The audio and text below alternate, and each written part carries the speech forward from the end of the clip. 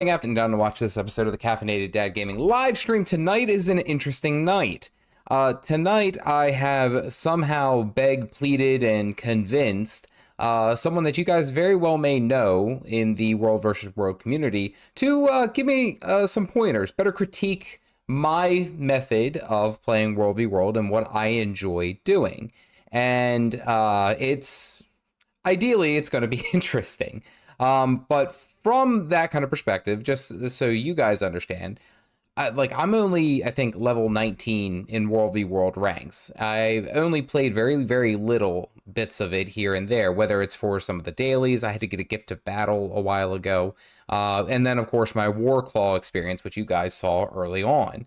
Now, I'm deciding that I want to get into it a little bit more, mainly because every time I do, it's like a feed forward system. I want to keep playing every time that I get in here, and I survive a 1v1 in roaming, or I somehow, manage to break down a line and join a giant Zerg ball. It's a lot of fun. So every time I play it, I want to play it more, and I want to get kind of the advice of someone who has put in significantly more time in this game mode than I have. Welcome in, everyone. Cal, I see that you led off with an interesting comment. Yeah, we're going to go with it. Springham, what's up, buddy? Welcome in. Paulo, Tommy, how are you guys doing? Good evening, goose evening to you guys. If you guys got them, let them go ahead and fly. Hit them with the goose. Gail, Sam, welcome in. Gail, I'm glad that you could join in. So I'm actually going to go ahead and tag in Vallun, who's already on voice comms with me. Vallun, how are you doing this evening? I'm good. Doing good, doing good. I'm in Desert Borderland right now, and I see that Eridon Terrace has every other map queued, so you need to get in here now. Already on it. You said Desert Borderland? Here we go. And let's actually queue for Kaining Borderland while we're here, just in case. All right, so I'm here.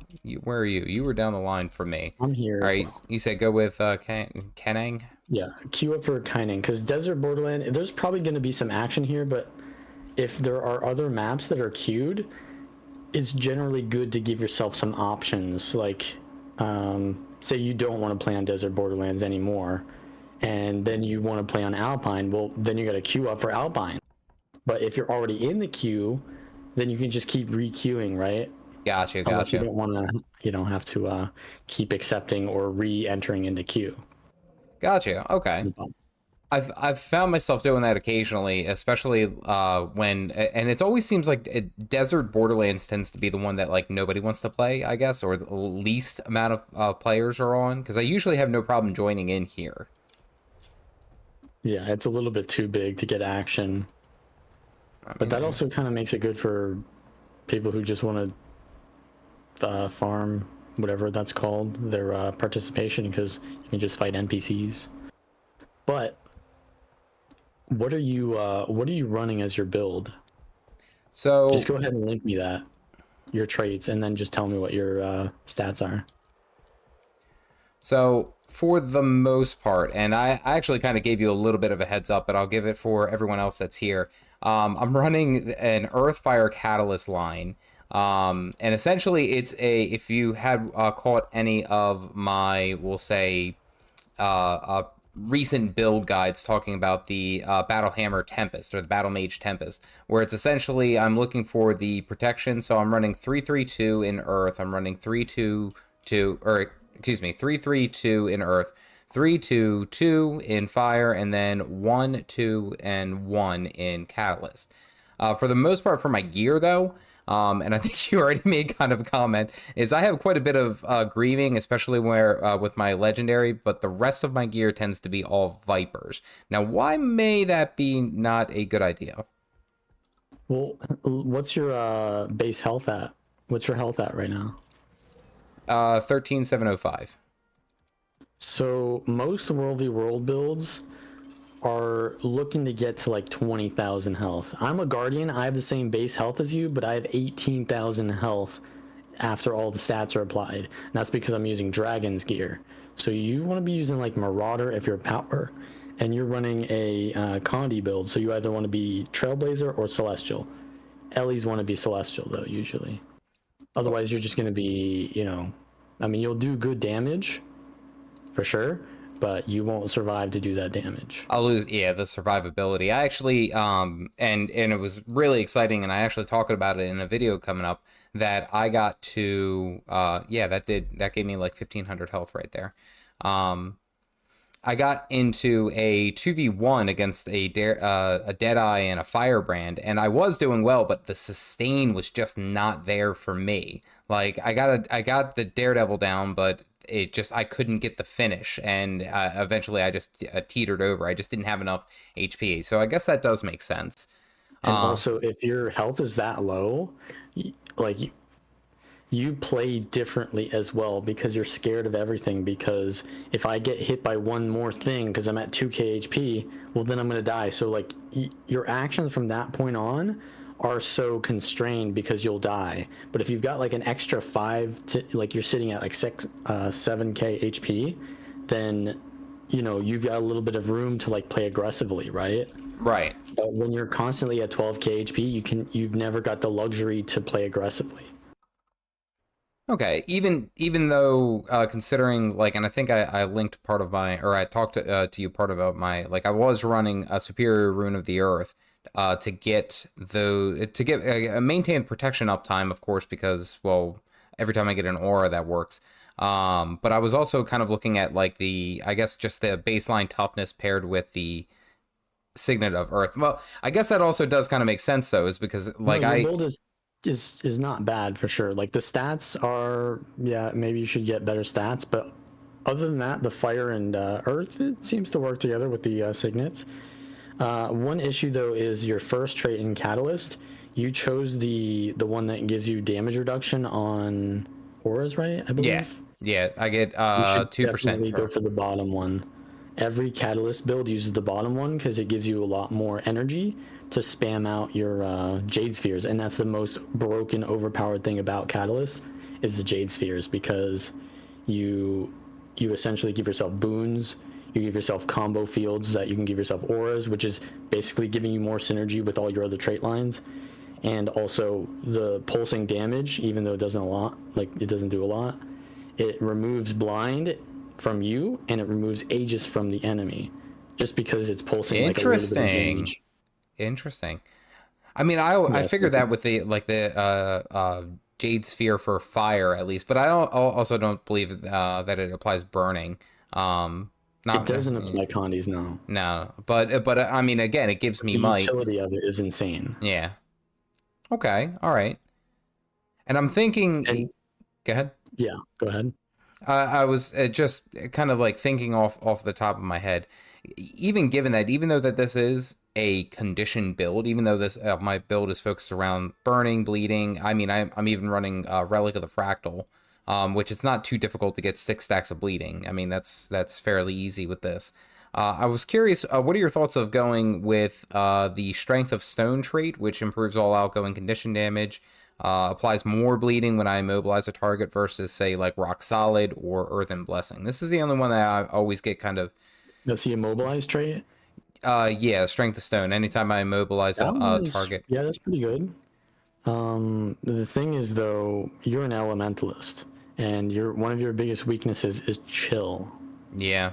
And removing chill from yourself with the bottom trait that you have is probably gonna save you in a lot of situations where you don't even realize it's saving you.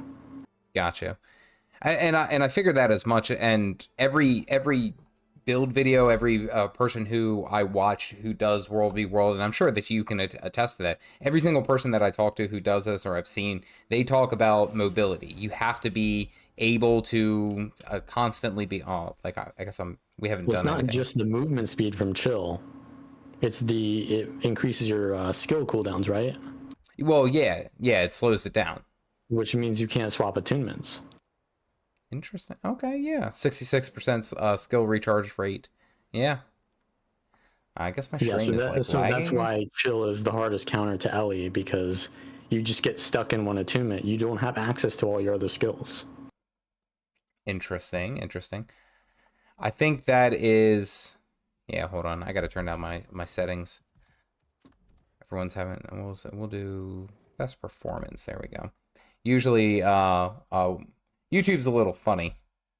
It's not enough video too. There we go. All right, so I think that might have ended up fixing it. So do you have, I mean, did you change those traits? I did change the initial trait for the energized elements. I kept Earthen Blessing. Okay. Which is yeah, definitely helping out with the movement speed, but then also the endurance gain. I felt like was always just that's never a bad thing to have in PvP. It gives you might too, doesn't it? I don't think it does. When you swap attunements? Yeah, well, it gives yeah. you a boon. Yeah, energizing elements, I thought. Yeah. Energizing elements gives you might when you swap. So yeah, that's pretty good. Damn. I'm getting all sorts of errors going on here. Maybe I have too much going on. Trying to make sure that all of the quality of the stream stays, but it keeps trying to buffer. There we go. We'll try that. All right, so keeping it in this mindset, my focus for how I play in World v World is oriented around just kind of like roaming. And I was talking to you about this. Like, I keep a focus of just trying to find like either like small little 1v1 battles or capturing camps and other various things like that. That's what everyone does. But when people group up or they try to look for fights, they end up being in a big old group eventually anyways. So like right now we're following these people.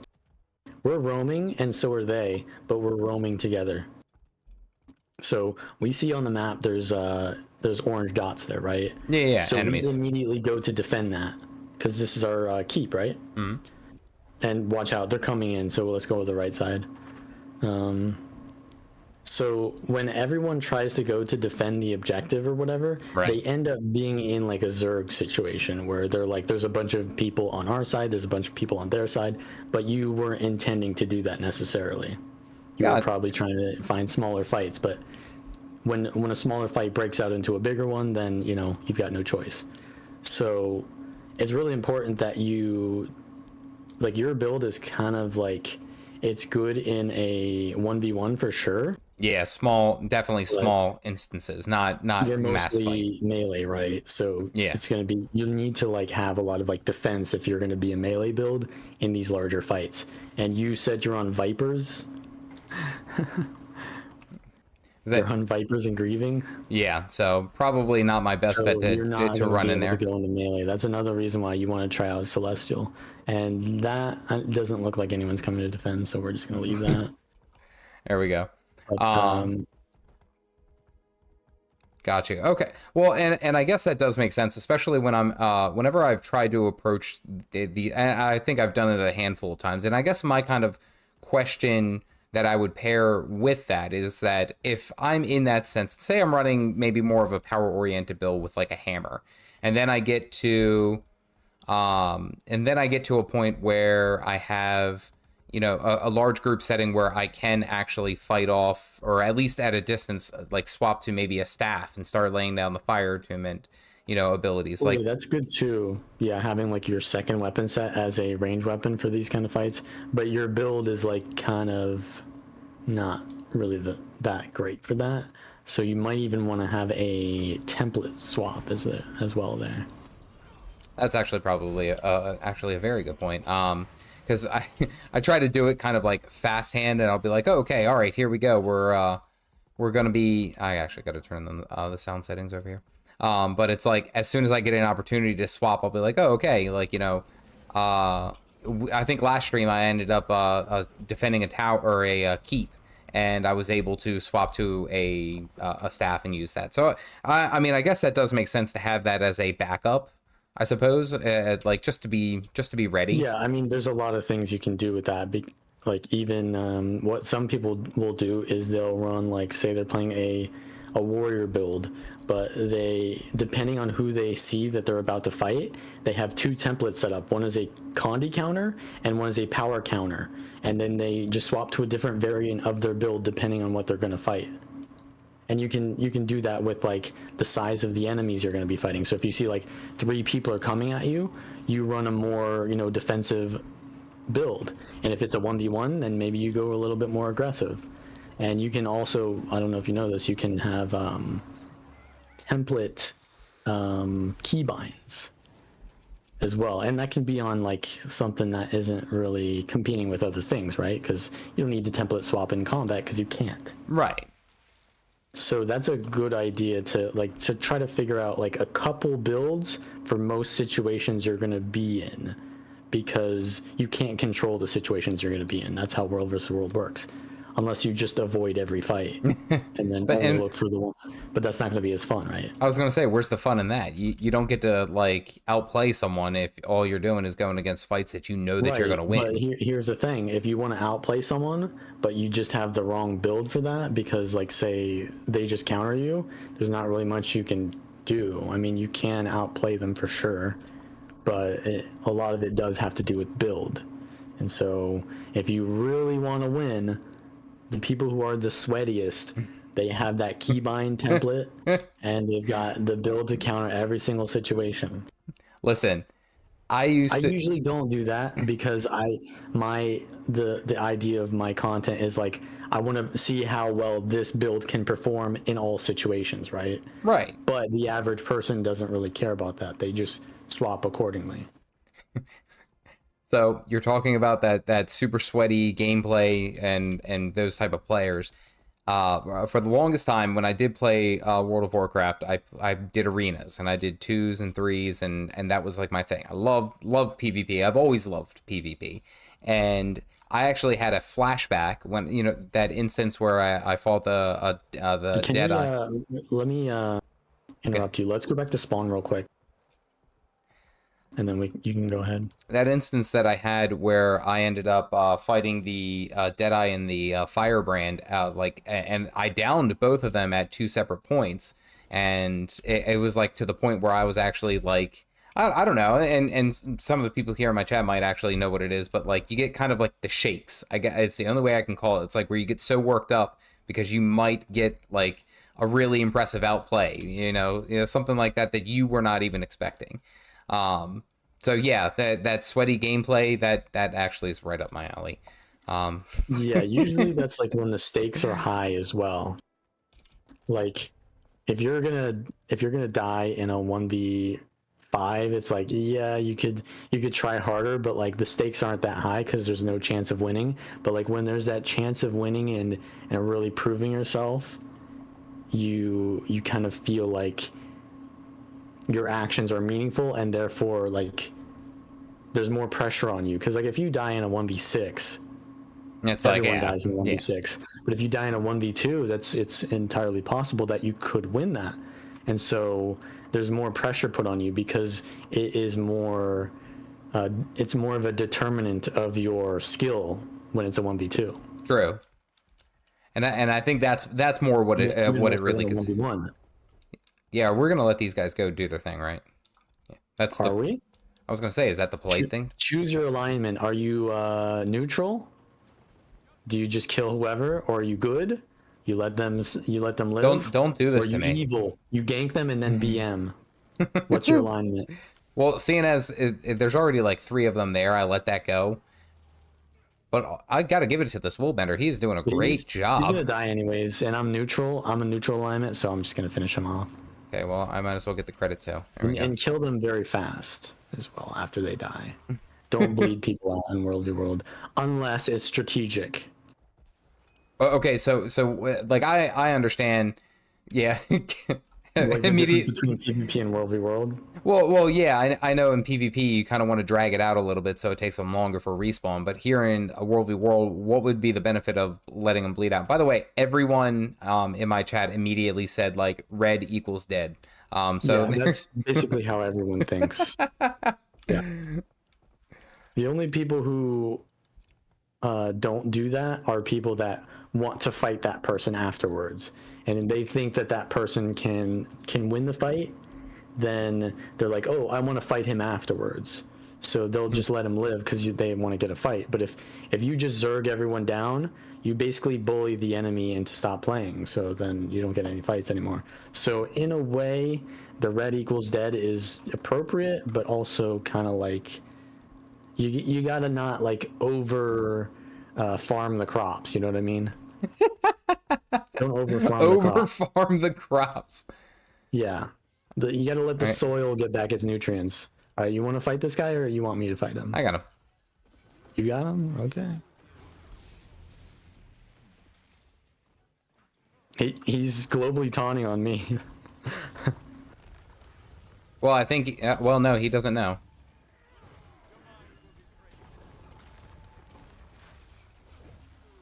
All right, but here's the thing: if you're gonna die, I'm gonna gank him. Okay, that's fine. Because we're neutral alignment. That's the alignment we're taking, neutral. But I'll let him think that he has a chance to win.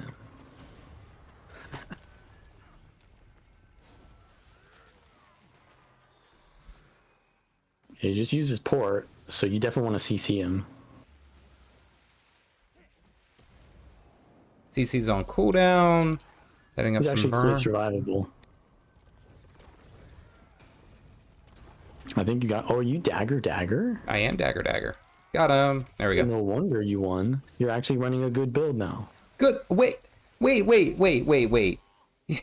Did you come under the pretense that I was just playing a crap build? I thought you were playing Hammer. Weren't you playing Hammer? I typically play Hammer, yes, but I like dagger for mobility this here. Entire build you're running is dagger. Yes. Okay. Double dagger Condi.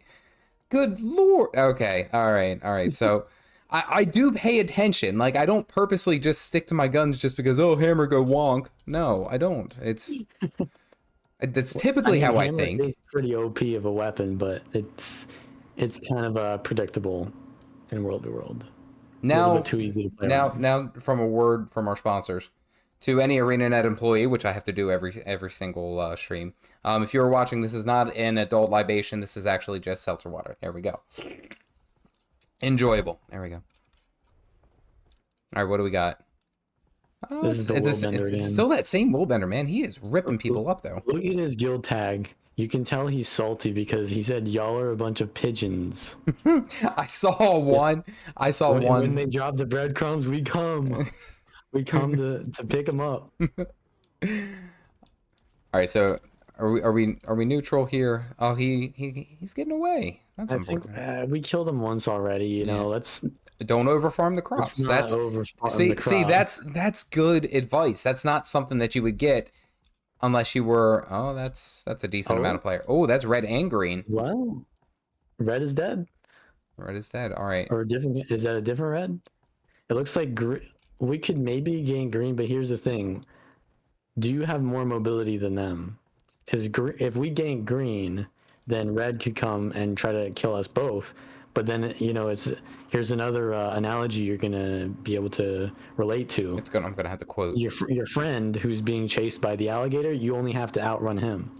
It's terrible. Outrun your friend, not the alligator. It's terrible that you say that because I use the same analogy but a bear. It's like you only have to outrun your friend. Like, oh, here he comes. Right. Sorry, I was giving you the Florida version. Yeah, that's more of a problem. All right, this willbender is going to want some smoke, I think. I'm up towards mid-Atlantic. Yeah, mid-Atlantic. Where did you say? Mid-Atlantic. So we don't really have crocodiles and alligators up this way. So what, like Georgia? Are you gonna like Carolina? Do you want my specific address along with my social security? State. I mean, state is fine, right? No, it's not. I'm even afraid to say local pizzeria changes. I didn't know that. I'm very, very touchy. I'll send you a gift later about it. Okay. All right. So green has they have. There's people in my chat just like, wait, what? Like crocodiles versus polar bears. They're moving towards us. Be in the middle of this. Yeah. But we can. Let me see if I can come up with an analogy for this. We can be vultures. Well, yeah, I was gonna say, can we pick off a couple of people? Because look, they're going in here. But here's the thing: we got to play very safe. What about this guy here? Let's see. Yeah, he's meteor showering. Mist-Storm. We gotta be careful though. We know that guy has no cooldowns though, so maybe if he gets caught again. Maybe, yeah. Wait for the animation. This guy jumped on that me. dragon hunter wanted some. All right, I'm ready to go back in on the Ellie. Yeah, get him. I'm going in. He's down. We just cleave this safely. Don't full commit because it looks like they're yeah. Okay, Nah, so we I'm split. done. Yep. Yeah, you went the opposite way that I did. Yeah, I went backwards. Yep, but did we get him? I think we did, right? Yeah. Not so sure. I could actually maybe revive you if they from this distance. Do. If they leave you alone. I mean, you could probably run back. Oh, I could, but I want to see you risk it to get the biscuit. Let's see if they'll let you. Nope. Immediately. Maybe. No, immediately. Yeah, you can run back. Yeah, I'm gonna run back.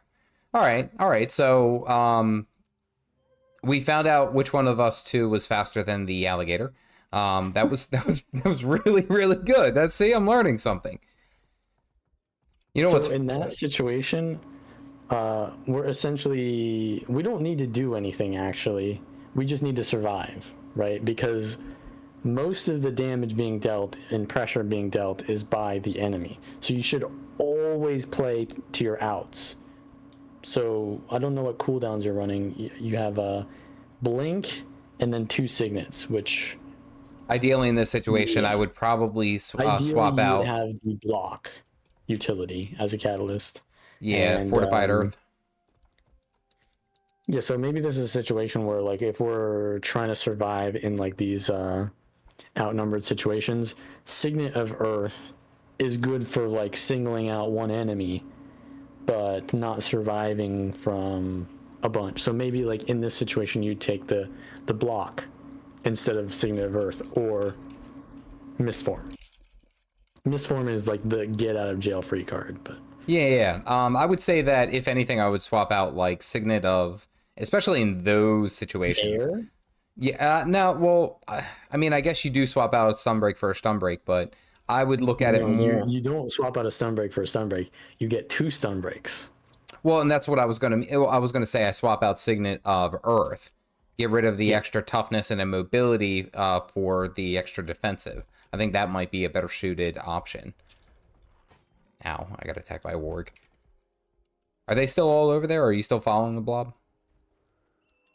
Yeah, they're still there, but I don't see the... Oh, yeah, they're still here for sure. We have a little bit more, though. We have two of our teammates here now, so... I was going to say, I actually have a string. There's like 5 or 6 people following me, all on my side. Oh, he went this way. He's right over here. Enemies? It's that same Mirage that we fought, but he's getting oh man, he's getting hunted down by like 10 people. It's like the whole group went chaotic. Oh yeah, there's like 10 of them. Okay, well they got him, they did it. Yeah, but we have this whole group coming over here, so it looks like we're gonna try to challenge, I guess, right? Yeah, it might be a 3-way.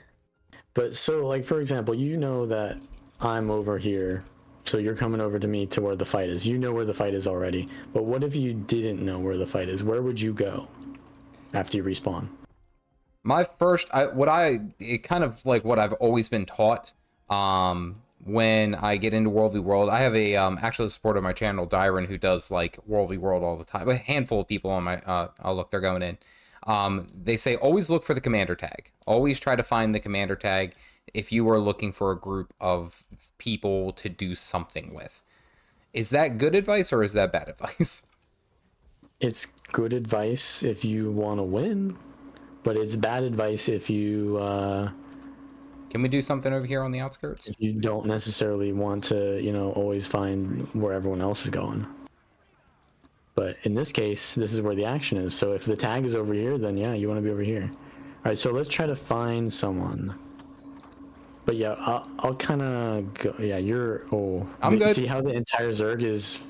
So first of all, they're a Zerg, which means the most dangerous place to be in around a Zerg is in front of them. But like, look at me right now. Look at me. I'm behind them. I'm gonna go right in behind them. This is completely safe. Well, I just got spinal. I was gonna say, don't die as you say. This is fine. One of them turned around, but like, being right in their path is the worst place, because usually a Zerg will not change direction too fast because they're following their commander, and the commander knows that people can't just immediately swap directions unless they say so.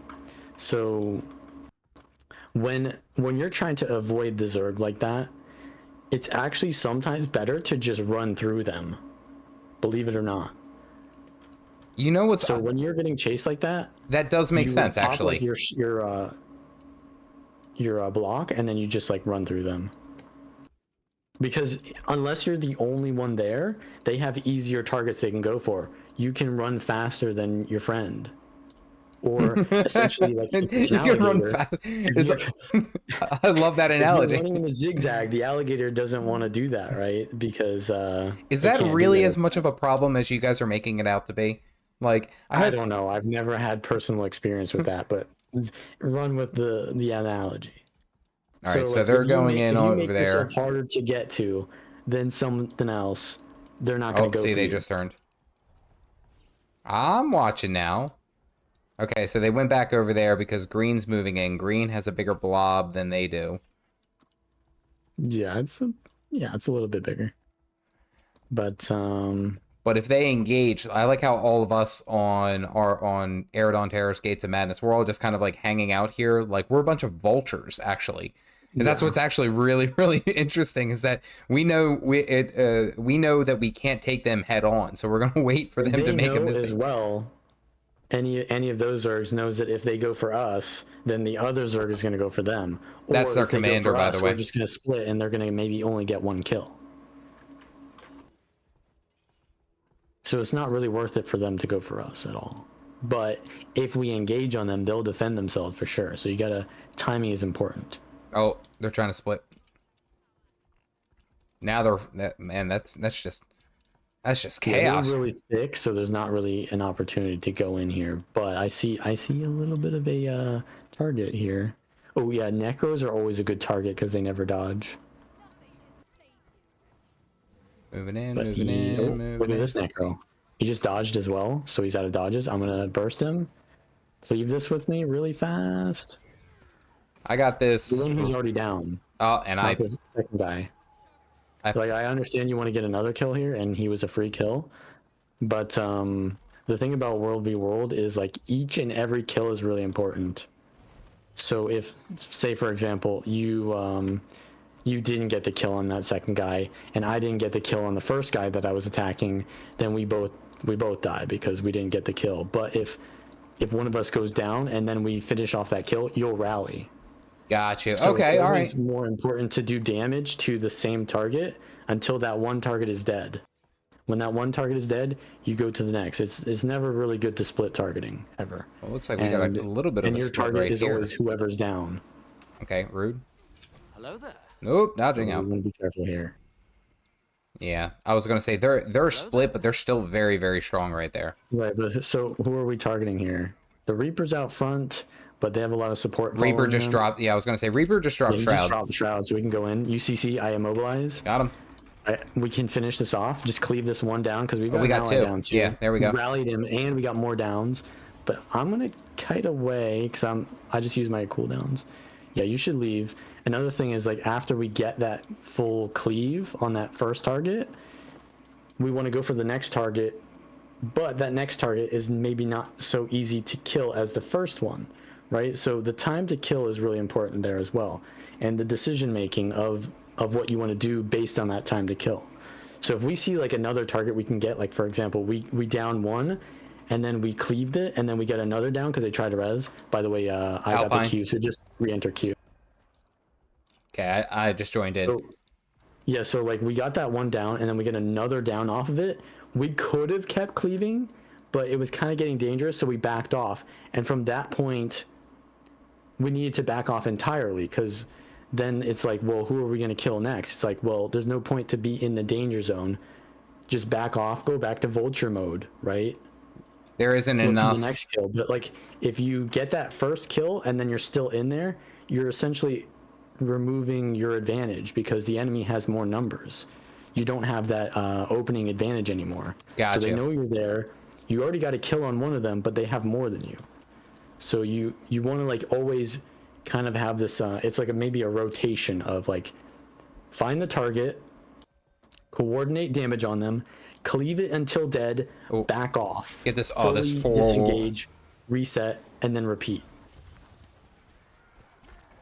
Unless you're like some extremely bunkery thing that can survive in there. Obviously, if you're a tank, stay in. But if you're a DPS, like we're kind of like doing a double DPS kind of situation, your build ideally should be more tanky, but it isn't. So you have to play like me, but not also get the benefits that my build is having. Got you. I have to work harder. Yeah, that's what I'm hearing. Nice. Yeah, because your build doesn't carry as much as We got two behind us. Is not as much output. We got behind us. But you can work on that, obviously, and you're still surviving it as well, for the most part. All right, so you know how to target, right? Yeah. Yeah, we definitely want to be targeting always. If you're in some kind of like group situation, it's really easy because we can coordinate with each other. But if like, see how we're cleaving this, and they went to res. See that? We got 2 kills out of it because we cleaved the first one as hard as possible. People always try to res their allies because they probably die without their allies anyways. So it's just best to never let them have the chance to revive them at all. I got you. So I think I'm understanding now. Essentially, we're at that point where every interaction, especially with how I'm playing, and guys, I lowered my audio, video quality again, just to make it a little bit better.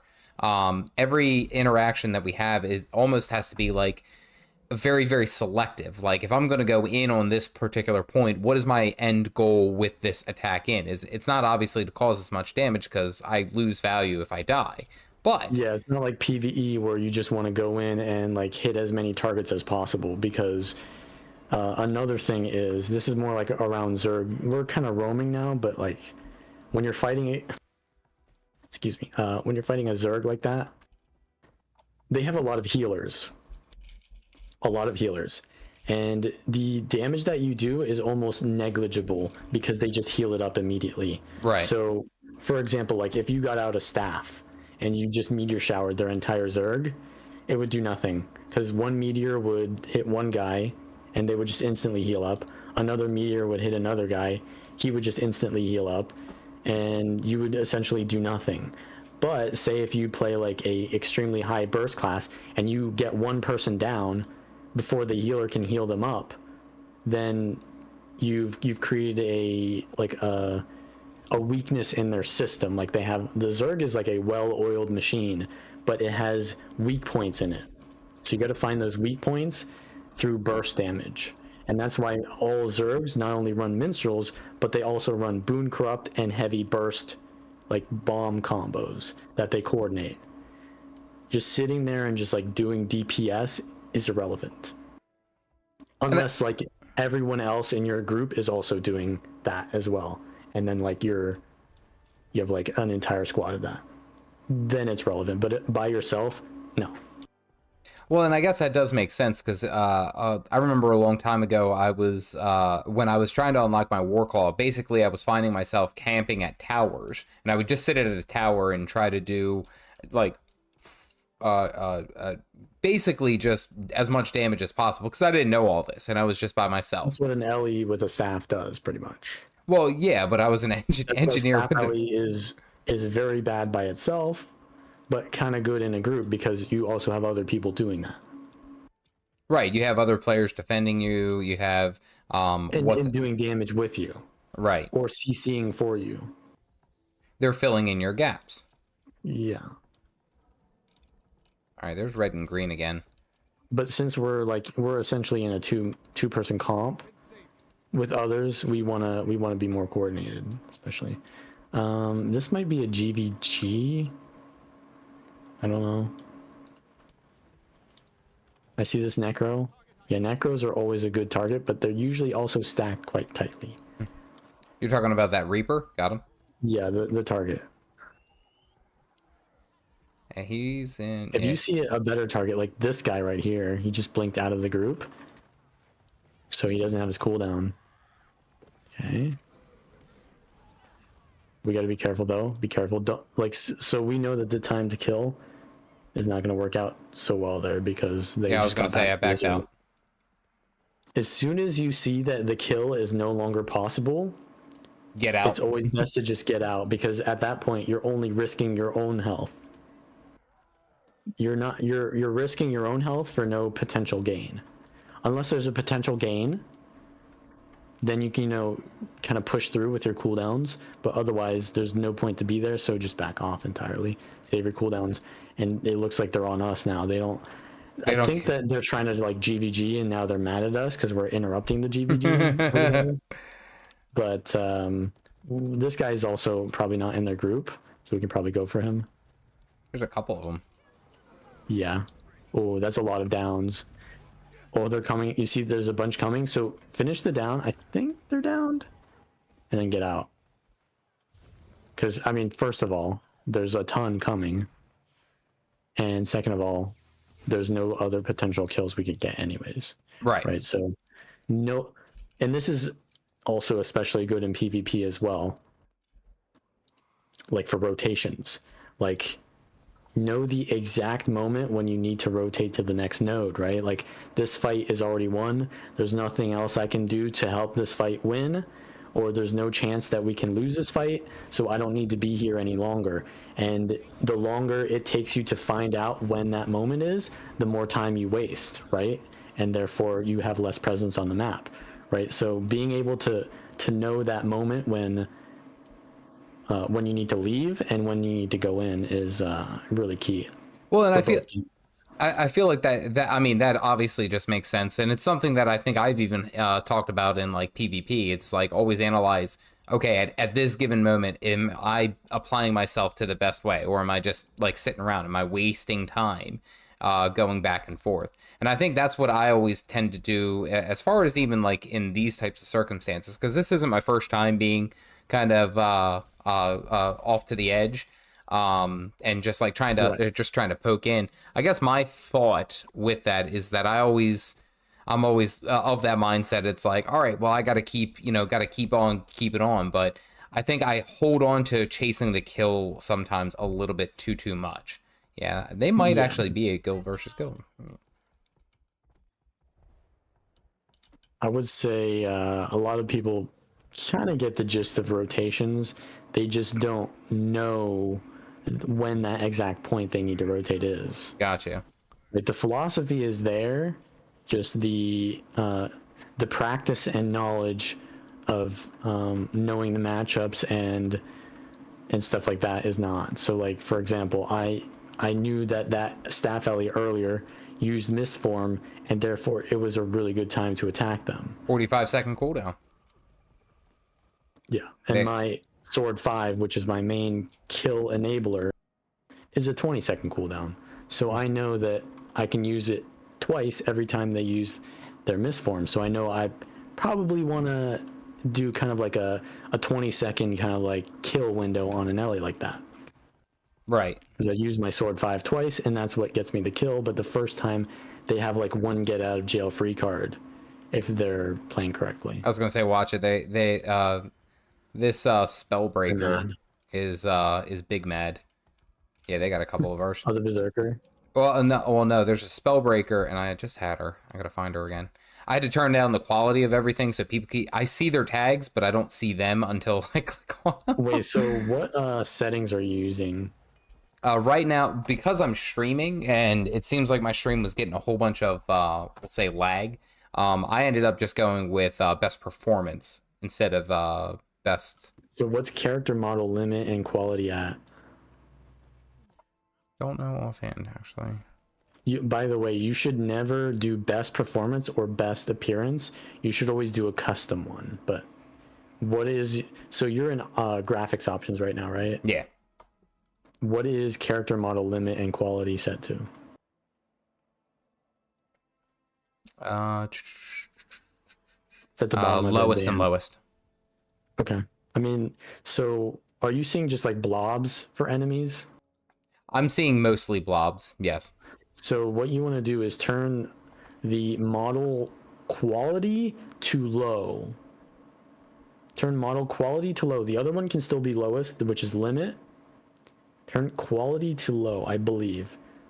And Well, you shouldn't that's see the blobs anymore. setting. That's the setting that I have. I don't even have blobs most of the time when we were chasing that large group. I saw their tags. I saw the Right, but what I'm saying is you should never put it to lowest, even if your stream is lagging. That's like the last thing you want to do. So like you obviously have shadows and reflections off. Those are the first ones you want to remove. But like yeah, putting it to lowest is like the last thing you want to do because you're not playing the game anymore then. You're I don't know what you're doing at that point. You can't see what they're doing. Trusting the heart of the cards. That's what we're doing. That have you not watched any of my streams ever? Most of the time I don't know what I'm doing. I'm just trying to figure. Lowest. Well, no, actually, on for whatever reason tonight, like for the most part, I always had it on like best performance, or excuse me, best appearance. Yeah, I don't think putting it on lowest is making a difference. Like, you might have thought that could have made a difference, but I don't think it does. Like, it's very little difference, I think, performance-wise. It seems like it's okay right now. I haven't checked. But they're saying that I'm getting some people who said that it's a lot better. The stream quality is better. All right, so I like honestly the information about like kind of like harriering enemies and staying outside of groups just to only jump in and attack when you can. That obviously makes a lot of sense. And it does seem effective because I was going to say we've been able to get like a handful of kills, yeah, fairly easily without giving too many away. Now I'm curious of like so this is something else that I picked up in my time here, and what they had suggested, or at least I was taught, was to always look for the Discord servers or the Discord servers for your particular server group.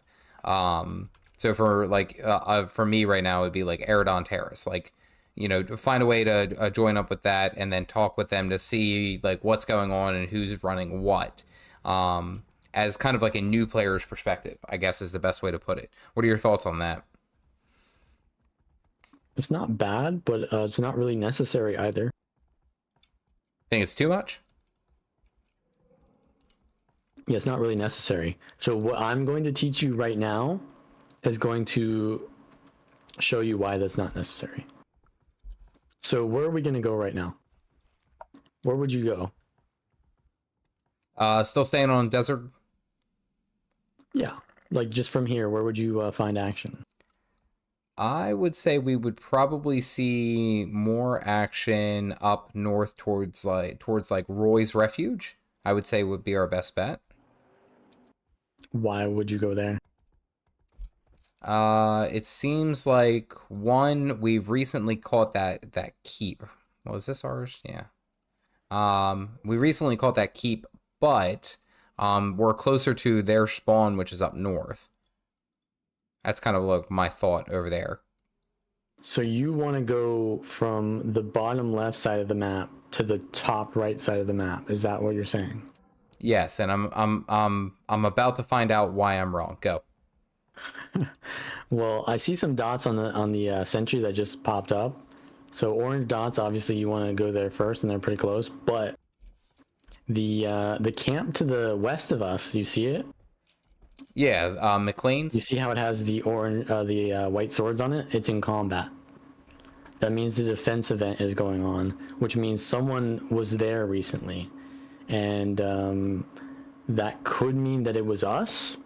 It could mean that it was them, but it looks like there is a necro there, and he's waiting to attack this, maybe.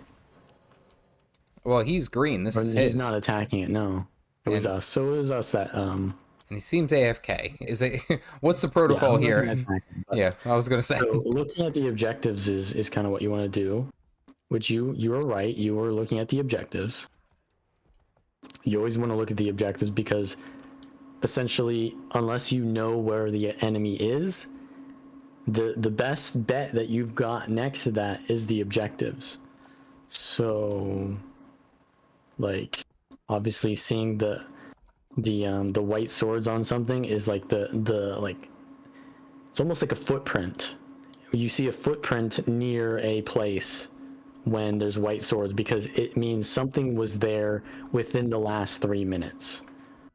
Now, when you see orange dots, that's like scent. It's like, you know, they're right there right now. Like I the gotta scent and you're going in that direction. breaking the immersion. I'm sorry, I have to say, but like the analogies tonight, the analogies going from like how you just see. This is why I knew that this was going to be good, is because I knew I needed to talk to you, because I knew that you took it to a like another level. Alpine Borderlands Q just popped. I heard Jen was like trying to teach you how to play World v World, but you weren't. She said you weren't getting it. So like, I figured I needed to like talk to you in memes. Are we going? Are we going to understand it? Alpine Borderlands, or are we staying here? Yeah, we can take that. So, yeah, by the way, Jen, if you are sitting here watching, I do appreciate any type of advice that you can give me and everything like that. Typically during the day, though, I can't sit down. I work a 9 to 5 and I have 3 kids. I'm running them back and forth for school and activities and all that. Meant no disrespect. I did understand what you meant, but I'm usually just very, very busy during the day. And I did confirm, by the way, that the group that we were poking was actually my one of my supporters, a good friend of mine. His guild was they were trying to do a guild versus guild, and we kept poking. Oh, one of your chatters said that? Well, yeah, Chatters and one of my supporters. Like Dyron's been the he's one of the ones who's constantly. Did he say, "Can you stop interrupting our GVG"? No, he was just like, you were just hitting my tag, and he was like, we had to switch maps because of you, and I didn't tell him that we switched maps too. He said hi. What map he's going to. Say we need more meat for us to scavenge. What map are you on? But no, and I do understand. I do understand you being able to did it. What? I asked him what map he's on. Hell yeah, of course. Why not? Shameless. I said it as a joke. He will happily tell us. It doesn't mean that we'll be able to do anything. Why not? All right, I got this 2 weeks. This is the anti-stream snipe squad. They don't snipe us. We counter snipe them. Oh, there's one right behind us. What's it? Chrono. There's also a Zerg behind us as well. Yep, I see him. Our Zerg, though. Oh, this Reaper might get it. So, oh no. Okay, ran away. Very nice. Smooth as silk. Okay, so there's a big group there. Well, notice how there's a lot of like big groups out right now. That's because it's Monday night. Depending on the day, right? Like you have your weekend warriors, right? And then you've got your weekday warriors. Weekday. I know what you mean. Just you don't have to make another crocodile reference. I understood. Right, so it's a lot more popular right now. So maybe we want to like be zerging as well. Maybe not roaming as much, because other roamers are also having that decision to make, and they eventually are just going to say, well, F it, we're going to go zerg too. Well, it looks like we got a group behind us too. So we could change to like zerg builds as well, but I don't really do that ever anyways, so it is what it is. But I actually like playing this kind of like Harrier from the side. Are you saying Harrier? Harrier, like, yeah. Like you harry an enemy. The word harry, it's meaning to like pester, to bother from a distance. Is that what the origin of the Harrier plane is from? Actually, I'm not quite sure. I think that was because the guy who developed the plane. Oh, hey, look at this guy. Who created the plane, who invented that style of the plane. His name was Henry T. Harrier. And he just named it after him. It's not about like body hair at all. Yeah, I mean, like I don't know. I haven't seen a picture of the guy. The guy could have. My whole chat is like trying to spell Harrier right now. We can just kill these guys easily, I think, from the back, maybe. Yeah. Got Chrono. Gotta be careful though, because remember the most dangerous place is in front of the Zerg, and I don't really know where their front is right now because they're changing directions. Yeah, we got more reds coming in from behind us. Yeah, let's just leave because it's not a good look right now. There's no kill potential, right? Although you got someone. Oh wait, no, he was on our side. No, I was just Flankers. clones. Yeah, so flanking is basically what the extension of Harrier is. Okay. Listen, I had a public school education, all right? I know some things. I don't know why I said that with like such gusto. I mean, and it also makes sense is that of course they just got a what's it, all the weeklies just got reset as well. So of course most people are like grouping up to get those knocked out up and out of the way. Yeah, and I mean, if we were to Zerg, we would get rewarded more for sure. But the average person wants rewards. Content creators have content brain. We don't want rewards. We want the most entertainment. See, this is what we're talking about, right? Right? This is what you were talking about earlier. I got you. I knew exactly what you meant. Like what? The most entertaining thing is not necessarily just sitting inside a blob and just auto looting. Not necessarily.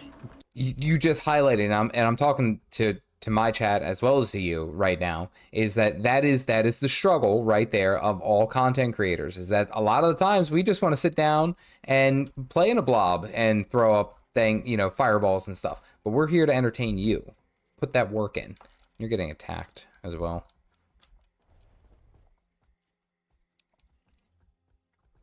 But yeah, Zerging can be fun too. It depends though. If it's like an even Zerg and it's like within like an objective, like a keep or castle, that can be a lot of fun.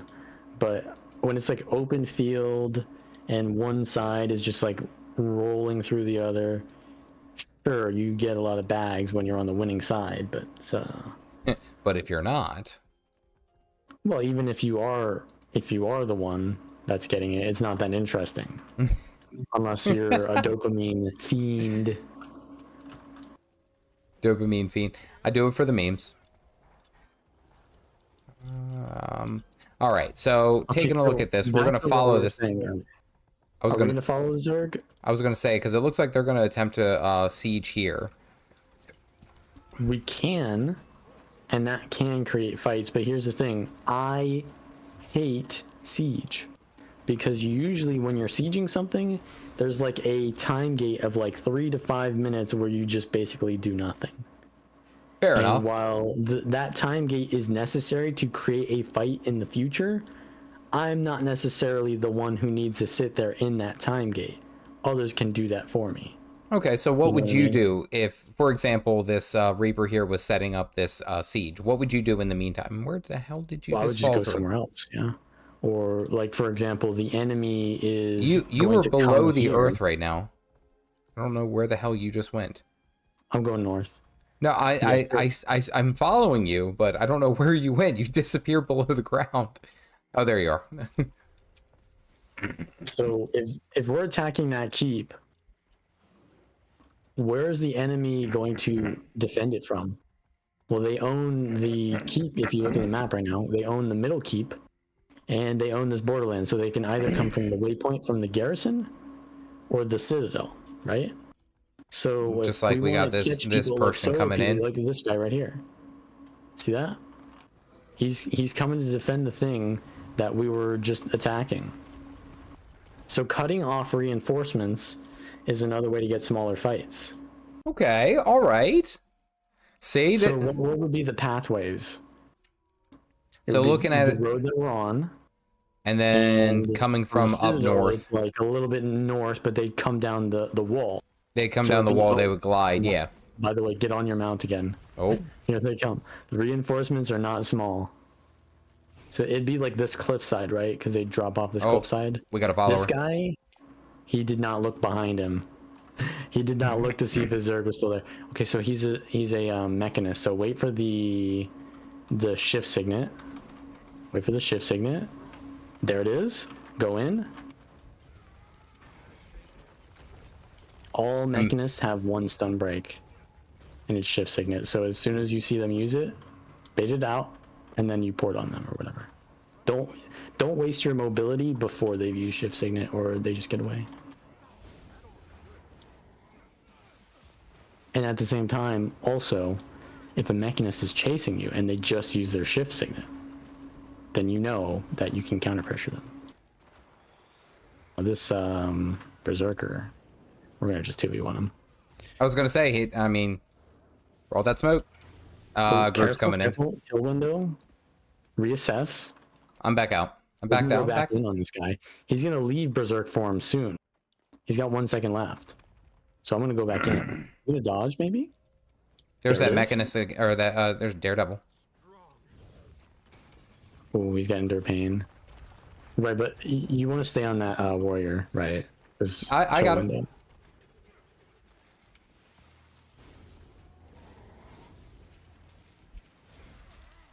Now we kill this guy, obviously, but yeah, they have a lot of respawn. This is the same Mechanist, so. Oh well, he's already almost dead.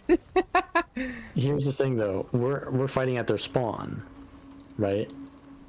So we're gonna, as soon as eventually we kill the guy, he's gonna respawn and come right back here. So we're kind of like on a timer. Yeah. So I think we should head out. Gotcha. The more people are gonna start showing up, right? Because we kill one guy, he's gonna return in a minute. We kill another guy, he's gonna return in a minute. Another guy shows up, and they're just gonna keep returning because they're gonna. Eventually, we'll get overwhelmed, right? Yeah. No, I understand. Yeah, cutting off reinforcements is good for like momentarily. Well, it looks like that Reaper that was setting up that siege is having a big fight right now. Yeah, so now we can start heading to him. Where is he? Yeah, okay, I see where he is. Don't waste your mobility until they do first. So it seems like my chat is actually watching a lot too. Well, they're not wasting it, but they're using it. They're using it, and then you have the gap closer. So why wouldn't you? Yeah, don't waste your mobility until they've used theirs. Doesn't look like this was. I mean, they didn't necessarily waste their signet. Is that ours? Those are not ours, by the way. Whoa. So there's 2 Zergs here. Just run, split. Trying to. All right, they stopped following me. Yeah.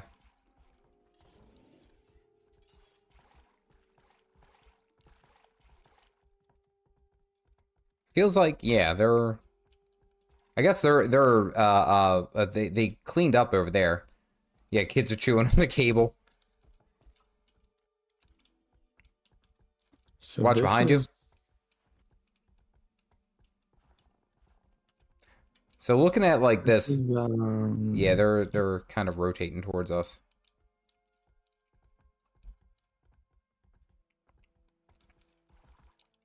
Yeah. Okay. Look for a Necro or not a Daredevil. Not a Spellbreaker, not a Druid. Not a Dragon Hunter. Dragon Hunter might be good. Yeah, but usually DPS.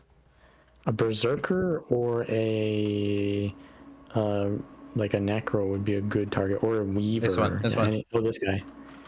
Yeah, he's actually going to go into down state. Illusion of Life. There it is. So Zergs will use a Mesmer skill called Illusion of Life, and that they go down after a while. Backing out. Yeah, I'm kind of lagging too. Are you lagging? Yeah. Yeah, so we're getting the... this is why I don't like the Zerg as well. My PC is really good, but nothing will prevent me from lagging. More than World versus World. In a World v World, yeah. Where there's like that many people. Like 100 plus people, it starts to lag no matter what. I was gonna say, like, I know I have a decent PC, but I don't know how it does. Servers. I was gonna say, there's just so many bodies and particle effects. Are you going on that Credo?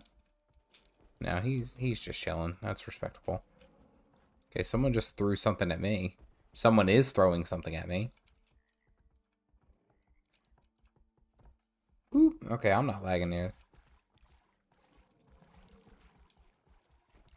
That's a Tempest. Okay. So what I was saying earlier was the looking for fights, right? So we're kind of like during prime time, so we don't really have to look for fights.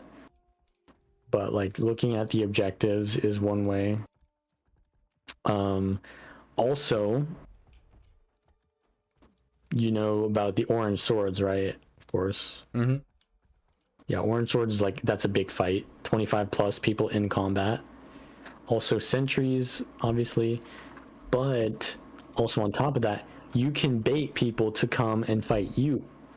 So if, say for example, the enemy has a sentry, you can cap the sentry if you're going to be proactive and try to, you know, find the people who are being seen by Incoming. that. Or you can just not cap it and keep putting yourself in that sentry, and they can see where you are.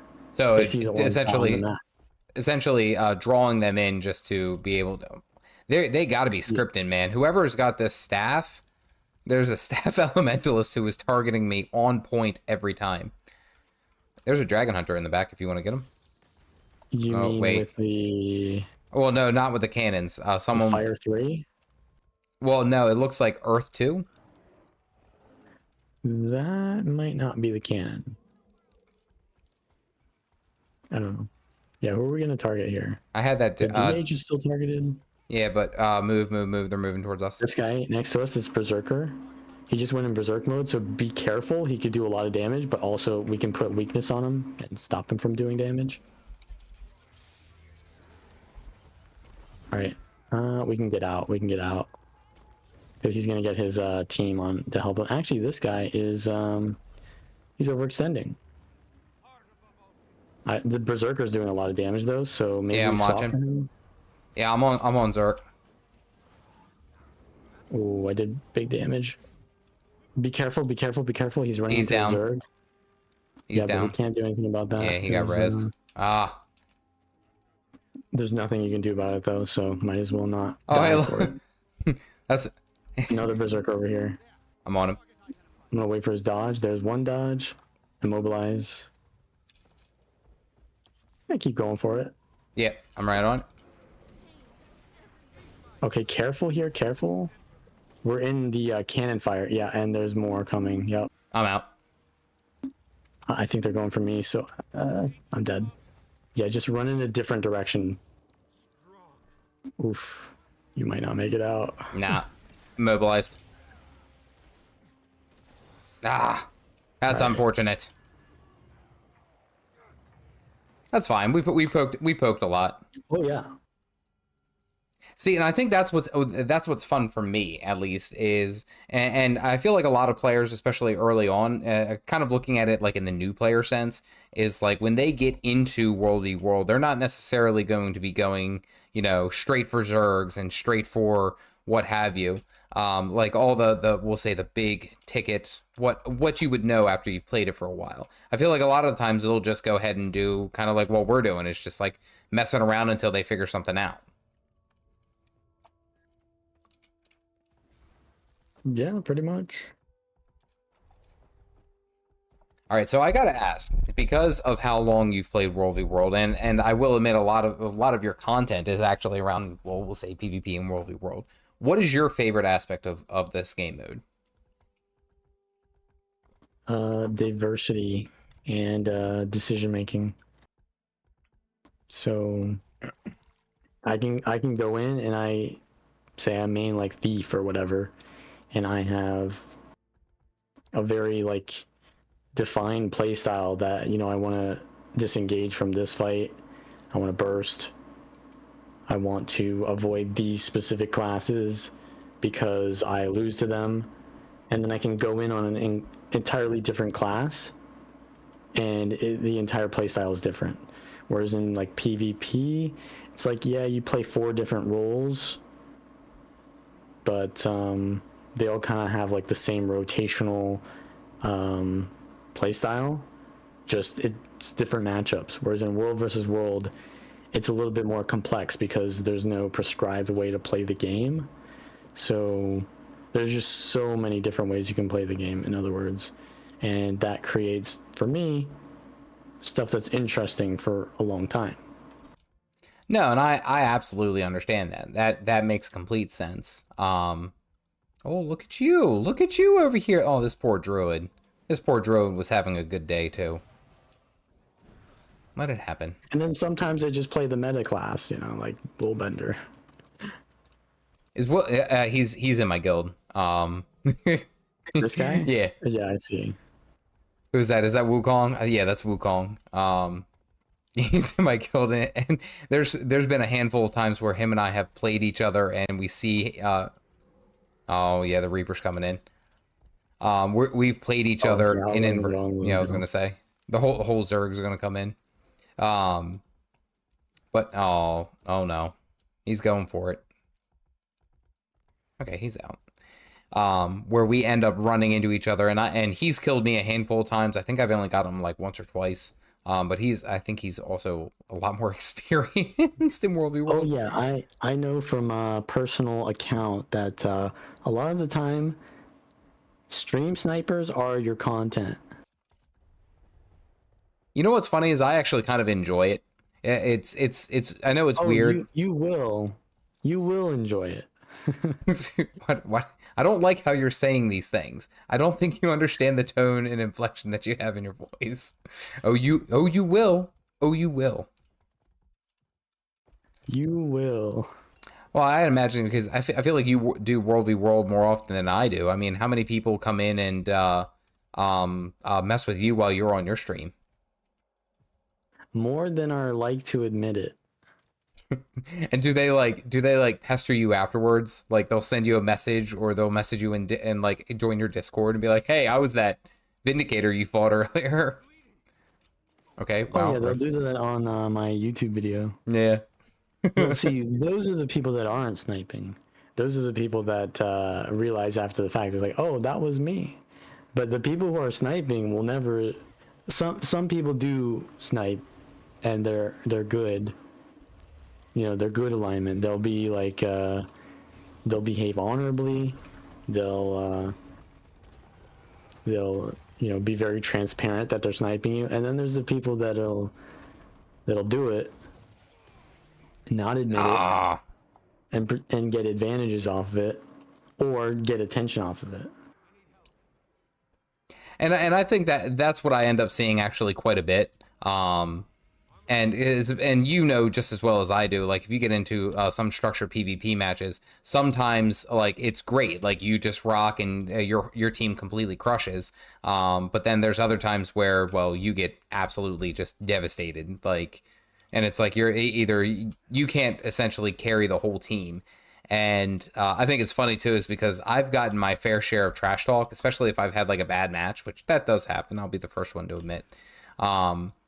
But it's always interesting too, is because it's like naming my character Caffeinated Dad is a blessing and a curse. Now that I think of it, actually, they'll be like, "Oh wow, caffeine," yeah. And I say this, they'll be like, "Most people when they see my Guardian, they will play differently. They'll focus me a lot more." Yeah, and it's because they see the name very clearly. Not everyone knows all my character names.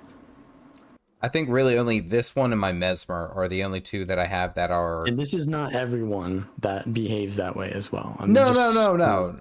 They are overrepresented because they look for attention more, so therefore they are on screen all the time because they're always only attacking you. But well, I mean, yeah, and it's kind of one of those things. Everyone is like that. Not most people, just some.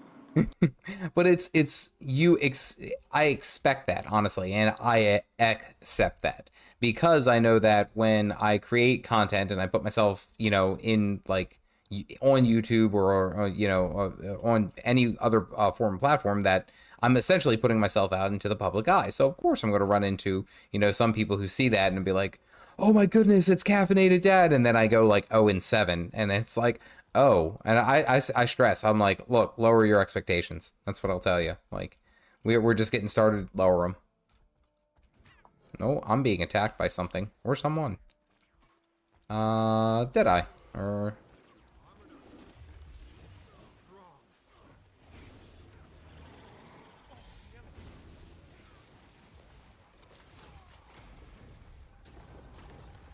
big shadow steps.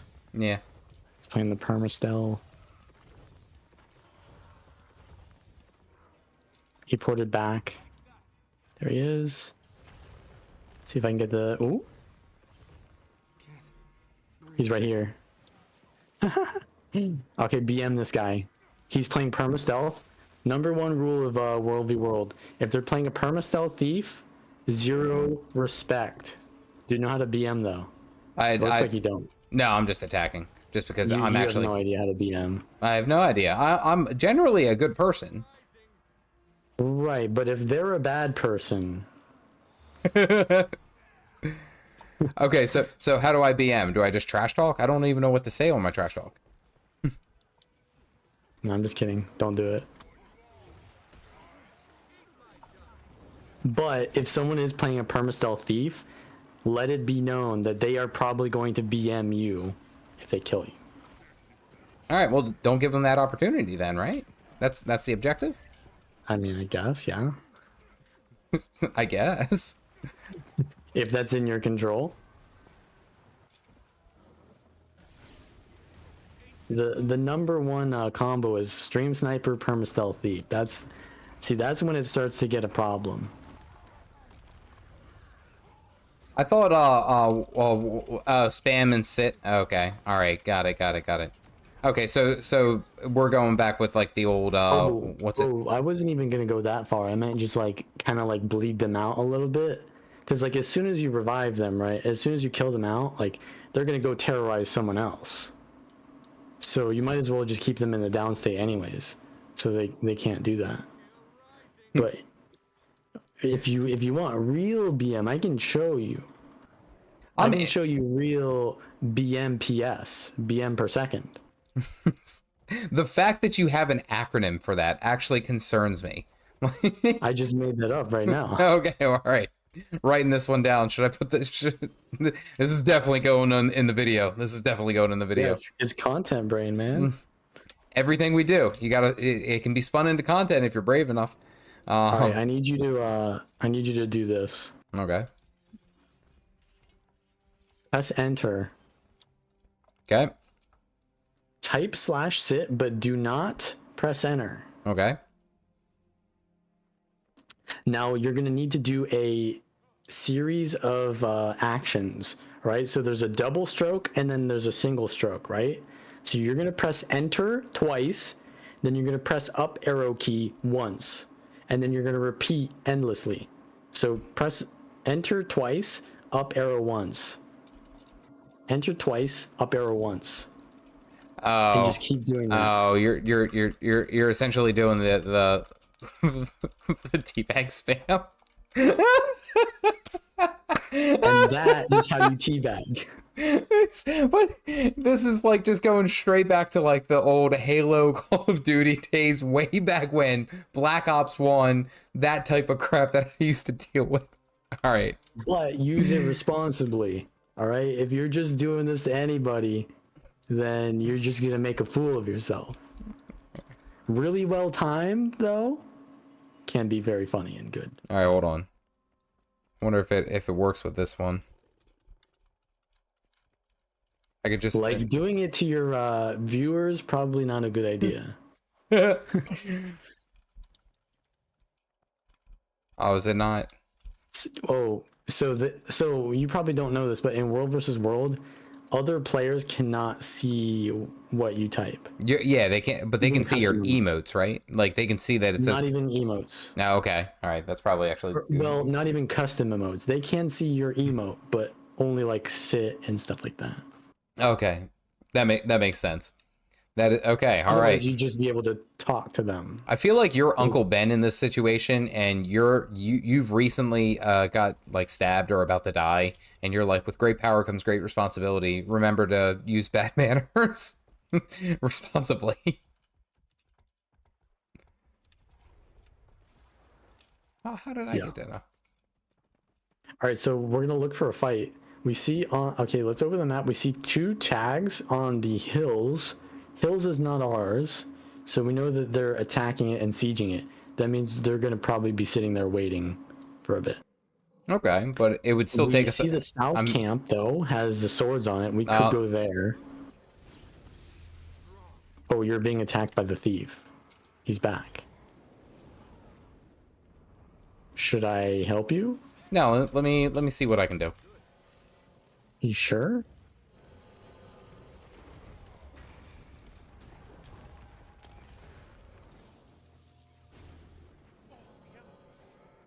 Yeah, I'm down.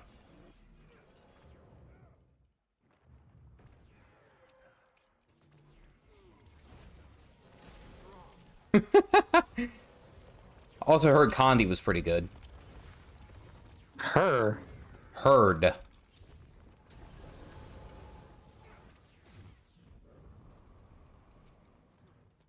So is this a fun build to play against? You having fun yet? Oh, I wasn't having fun in the first place. No, I fell down.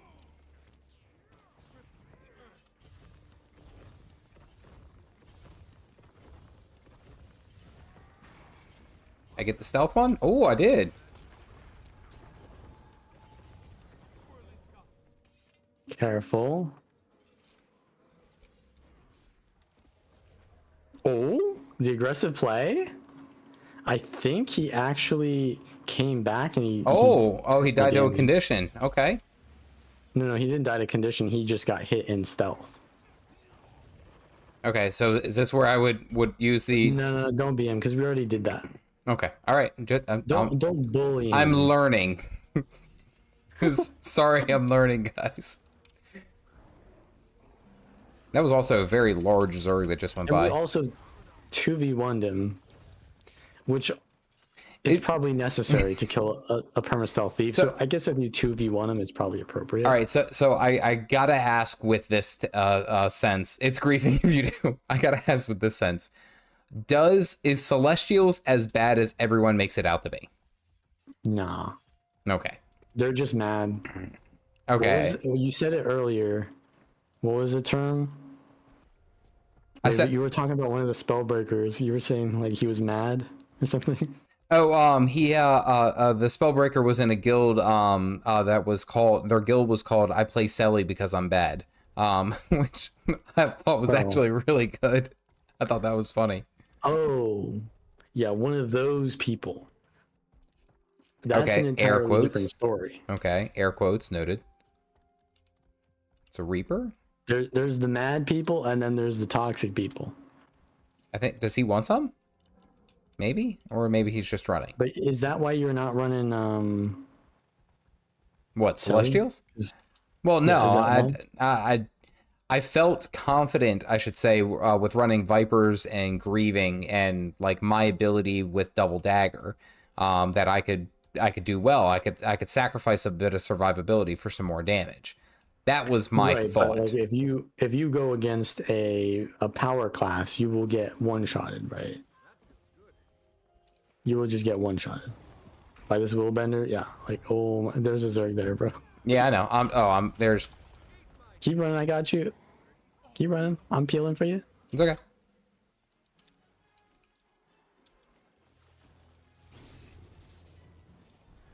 If you think you can fight back, go ahead, but can't.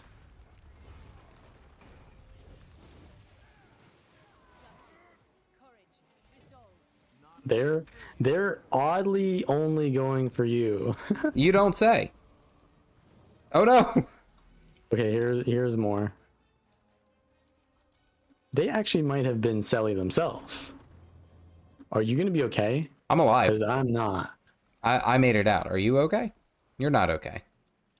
Yeah, they seem to be going for me, and I'm in the water. They are definitely Selly. I made it out. See, I was okay. Yeah, I do think running Selly actually should be just better. Man, you're distance away. I'm on my way. I'm gonna see. What? I should probably just run Selly just for the all purpose that I need. Did you get the kill? Yeah, I killed the willbender. Nice. My build is more powerful than theirs, actually. Is it because you're a ArenaNet partner? I'm playing Power Willbender. No. And Power Willbender is just better. Hey. But as we were saying earlier, some people they don't like Selly because it's kind of tanky usually on most builds that people run it on. And the people who get mad are usually they are 1v1ers. That makes sense. So they don't like fighting against things that they can't beat 1v1. That makes sense. Yeah. I mean, that would piss me off. Yeah. Like if it makes them mad, then all the more reason to run it because that means it's good. You know what's funny is that actually it makes a crap load of sense. Like I find myself I do stuff like that, and I create some content that I know that people will like, oh well, I don't agree with this, and it's like, well, tough. Wear a helmet, I guess. Yeah, we gotta be. That's a good one. Wear a helmet. We got to be aggressive there sometimes. Like, and I was gonna say, which you know, like any type of content creation, especially on like YouTube, you're gonna get those. You get those comments who like there's no, this dude is not gonna be happy, or this person is not gonna be happy. Holy crap! Well, look at all this stuff. You commented on my Selly video, so you probably got a little bit of a taste of that. Well, I actually liked reading about it because when I first, or listening, I should say, when I first actually got into World v World, that's all everyone said was like, go Selly, go Selly. You have to go Selly. That's the best. And, you know, it is. It's effective. And I think that might actually be some decent advice for players who are just getting into it. It's like Celestial Gear is just, it's just good. I think people kind of, they misinterpret that. It's more so that you should either run a good build that runs power, or you should run a good build that uses Condi. And whenever you play a Condi build, that's usually just Selly.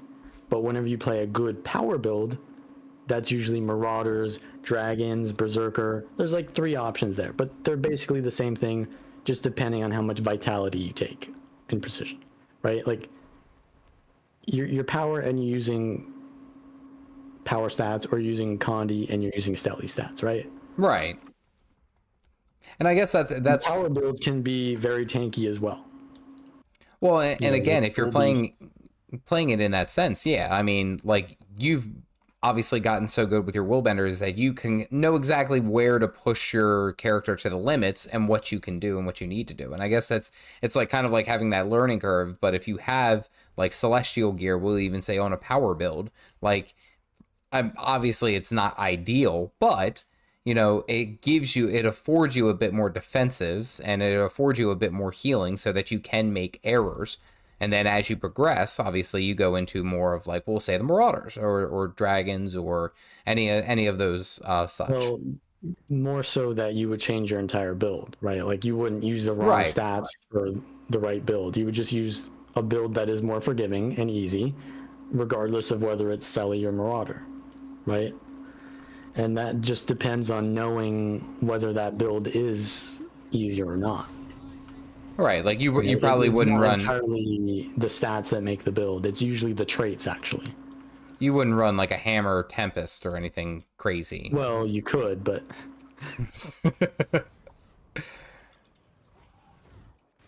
my point is, don't get so caught up in the stats. Think about the idea of the build and the resources that the build has based on the traits more so. And there's an entire Zerg there. Yeah, I know. I'm hanging out. Like I saw the green flashes, and I was like, that's probably not a good idea. I stepped in, and then there was awkward silence, and I stepped out. Oh, they're right behind you, by the way. Whoop. Going this way. If you'll excuse me. All right, so I was gonna say, let's see if we can't find some action. Let's go to the sentry here and just stand in front of it for a bit. Toad McMuffin. I've seen this name before. I think Toad, is that? I think that I might know who that is. There's some people here. This guy's a diamond invader. And he is attacking you. Zerger. He likes the Zerg.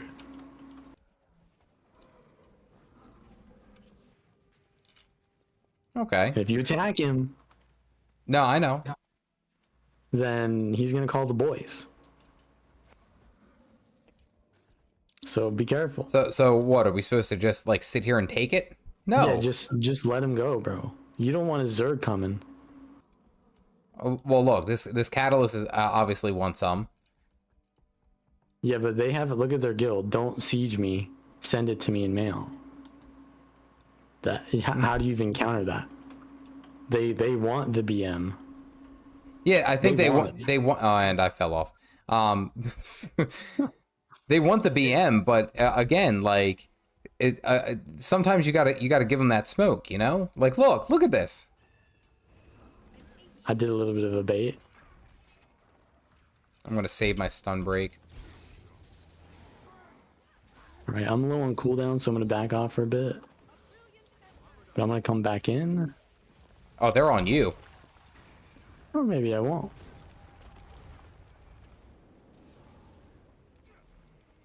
Can you target the Ellie?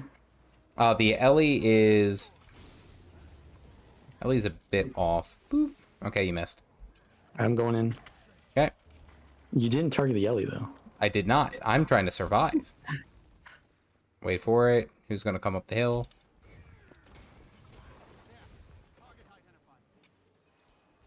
All right, we need to. You are getting focused now, so you need to kite. Well, as soon as I popped out, yeah, we were done. Yeah. So see how They didn't even need to call their friends. Yeah, I was making a joke. Did he jump? Is he jumping on us? He is. Might be watching the stream, perhaps, or they might know you. They're jumping on you exclusively. So, yeah. So what happened there was they both were just training down a single target, and then they swapped when they realized that I was kiting too much. But then you didn't swap to kiting. Mm. So that's kind of, I mean, that's relevant in PvP as well, but and in these like small scale fights like that, the mechanics of who's being attacked and who's attacking who is really important. So when I said, I mean, you took like a year to target the Ellie and you still didn't, but when I said to target the Ellie, disrespect, I'm fighting for my life. No, but I agree. I did not react when focused, bro. Are you an Ellie coper? I am an Ellie coper. I'm doing the best I can. But no, I didn't react. I can't miss a single note or I'm not going to get a full score on my Guitar Hero. You gotta understand, like, that's very important to me. I won't even say us, because I'm sure there's skills and not target the enemy that I asked for. Yes, that you asked for. You know what? Maybe I felt that I could take the reins. Did you ever think of that? Did you do that? No, I didn't. Felipe, the Halloween event starts tomorrow.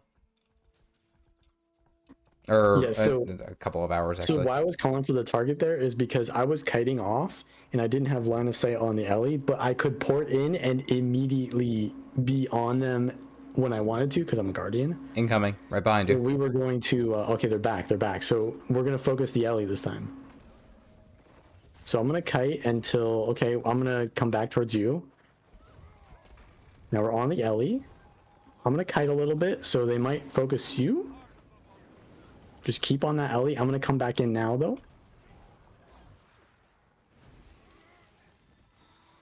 You got to be on the Ellie, though?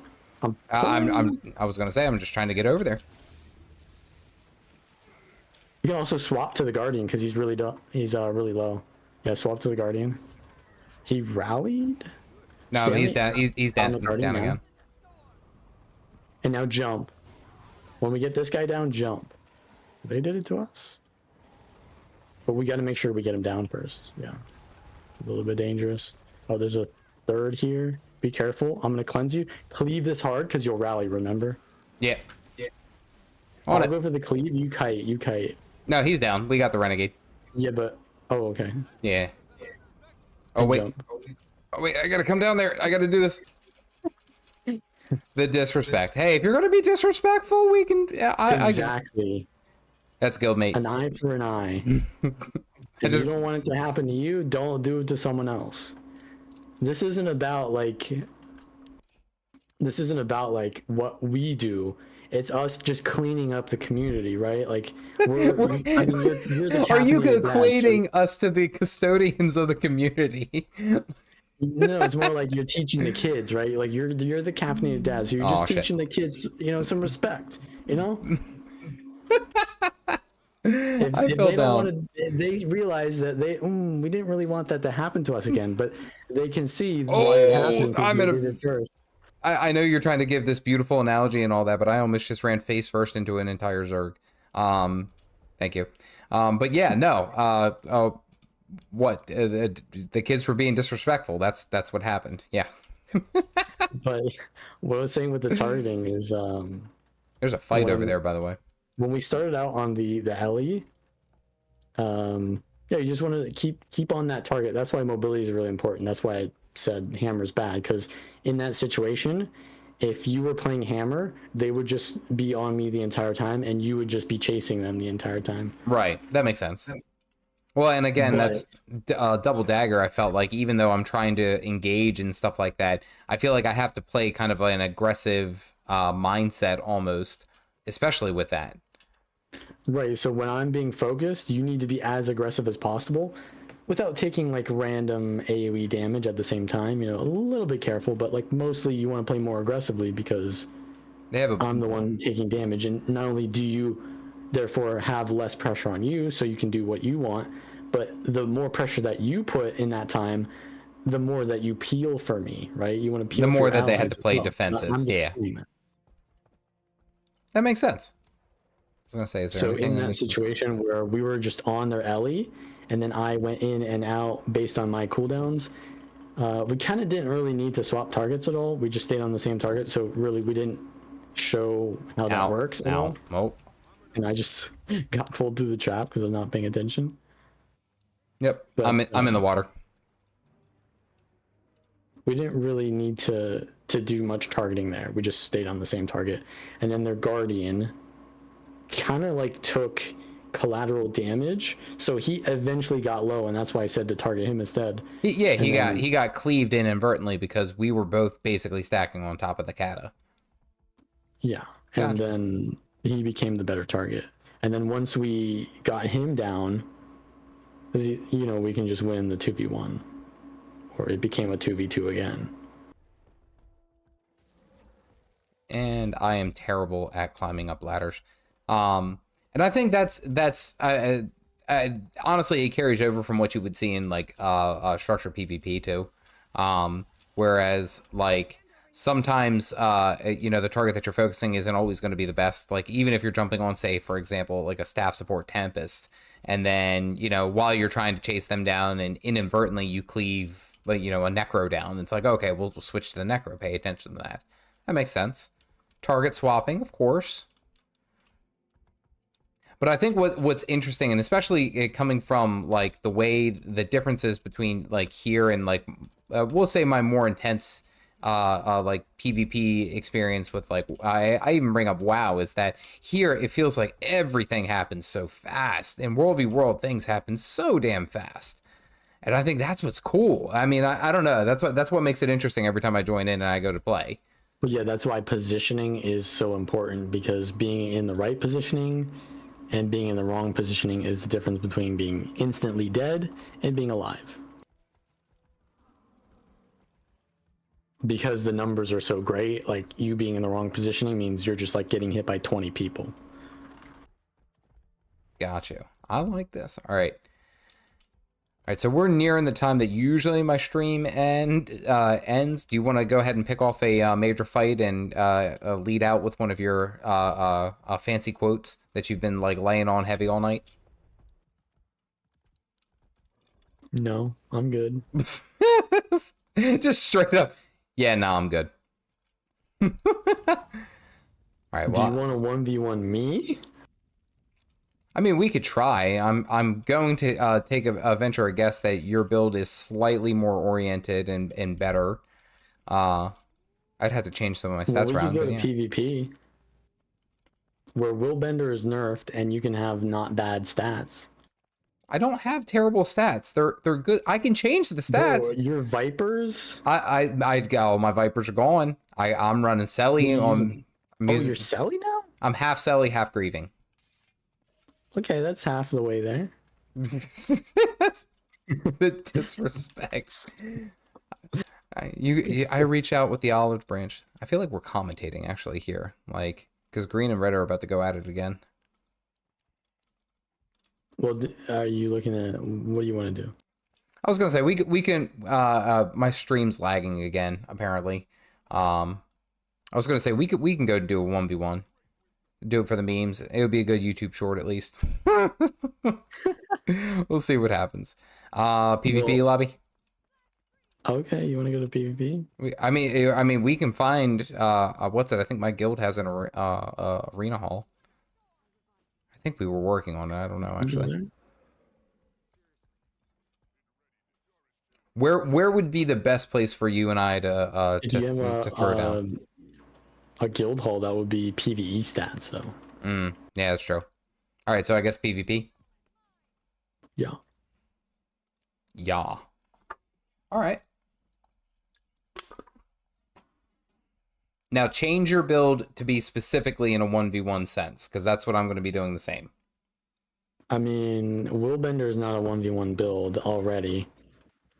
So I'll just... I mean, it's an assassin, so it's sorta-ish 1v1. Sorta-ish? It's not a good 1v1 build, but it's a broken build, so it can 1v1.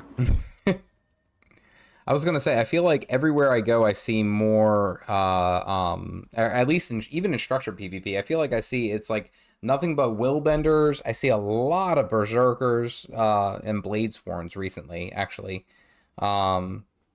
and still a bunch of reapers. Actually, I still see a bunch of reapers come in. All right, go to the game browser. You know what that is? Yeah, it's up over here. Okay.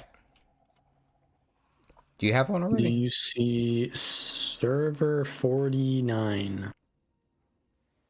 Server 49, let's see. Actually, no. Server 30. Should be able to filter this.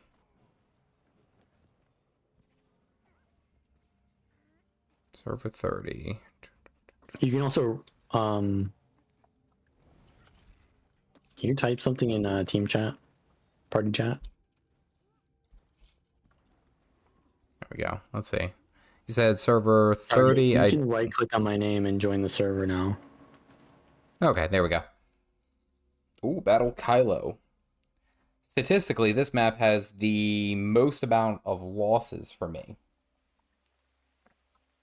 Interestingly enough.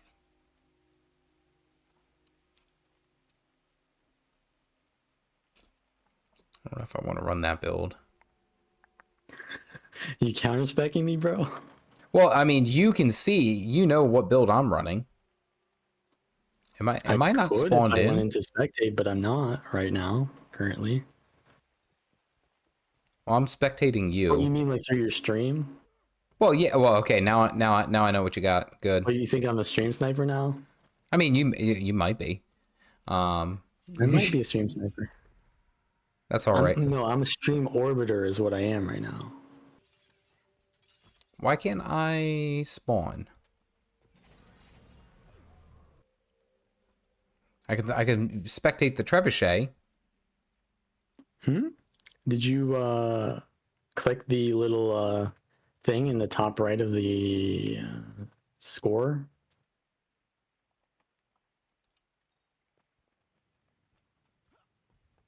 Oh, okay. Got it. I didn't join a team. There we go. Okay. Well, I guess the match is starting soon. All right, where are we gonna fight? What node? Let's do it ceremonial. Let's go mid. Guess I can't change my stuff. Can I change my stuff? Maybe. You choose the small node because AoE. I see how it is. Well, you do realize that your what's it? Whirling light covers the entire freaking node. You do realize that, right? Like inherently, I gave you an advantage. Okay, all right. Before we cope too hard. Let's okay, I was gonna say let's start on one side and start on the other. Yeah, we kind of both went up the same way. That's weird. Are we gonna bow or what? How do you want to do this? There we go. Okay, you bowed. I'm drinking coffee. I feel like I'm more mad disrespectful. Alrighty. You ready? Let's say right. 3, 2, 1, go.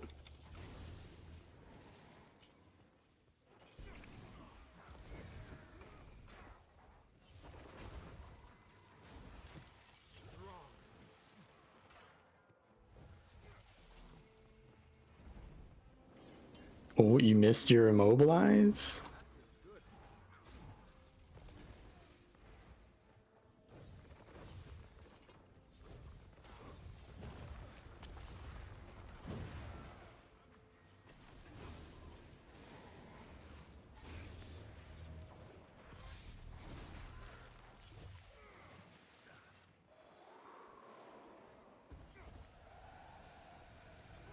You better watch out. I'm coming for you. Ooh, the weakness though.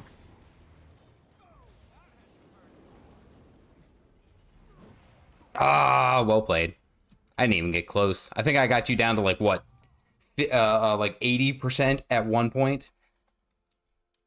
It was a good dodge. Good dodge roll. Here's the thing, like my build is either 100 or 0, and I was almost out of cooldowns like a lot of the time. So like if I just didn't manage my cooldowns better, or you pressured me a little bit harder in those situations, I'd be dead. So I mean that's kind of how it is playing the Guardian. When you're out of cooldowns, you just straight up die. But I managed my cooldowns and I did die. Well, I think my and also with my focus of the build is that, and you remember what you were talking about, especially with having like lower HP early on, where we were talking about the build differences. Why can't it won't let me regenerate my HP? But you know how that works, right? Yeah, I'm too close to you, right? Okay, you were just like running at me. Well, I ran away from you too. Is that like right now I'm sitting at 21 k HP, but then even when I got down to like I guess it was like 8k or something like that, that's when I swatched to water attunement. But I also realized that you were heavily out of cooldown, so it might have been better suited for me to go fire attunement, play a little bit riskier, and put you on a more defensive route. Because I don't even think you popped renewed focus, did you? I think I did pretty early on. I don't remember actually, but yeah. Here's another thing. You have the Jade Spheres, right? So the biggest counter that Jade Spheres have is against Aegis and Blind. Guess what my only defenses are as a willbender? Aegis and Blind. Aegis and Blind. So all you gotta do is just stand inside your Jade Spheres and only fight me in the Jade Spheres, and you should win, depending on your build. Want to go again? All right. All right, But I'll tell you what, I'm not going to be standing in your Jade Spheres, so just let me know that. I am aware. It isn't like, oh, I'm going to write that down. I hope he doesn't, or he does exactly what he just told me how to beat him. Like, no, this isn't. I understand this isn't a tutorial boss. It's the final boss. It's the final boss. Great. After, what's it, 2 years of content creating, I get to finally 1v1 you for, I don't even know, what are we fighting for? I was like... Well, currently, you're winning the node. Oh boy, look at me go. So... You're currently winning the node, so that's what we're fighting for. All right, you ready? Content brain. 3, 2, 1.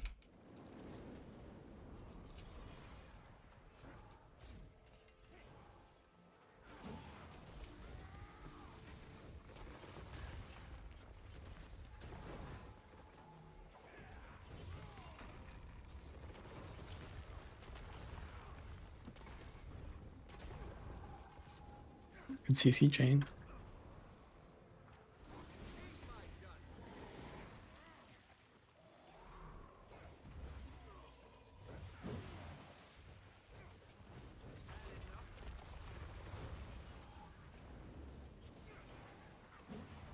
Ah, a little bit better. Yeah, see? Mobilize. I was going to say, you know what got me actually early on was that when I went to engage, you had the slow already applied to me. And I forget which, I know that's a willbender trait line. The 5 skill. Yeah. On sword. Like that was the skill I was talking about earlier. The immobilize. It's immobilize and slow. And it does good damage. Well, see it? Well, it's like, yeah, go ahead and tag. So it does a little bit of a, like, I run and then I wind up my sword and then I spin while I'm porting in. You always want to dodge this, so here it is. Yeah, and it gets that slow. And I think I didn't have any modifiers, but yeah.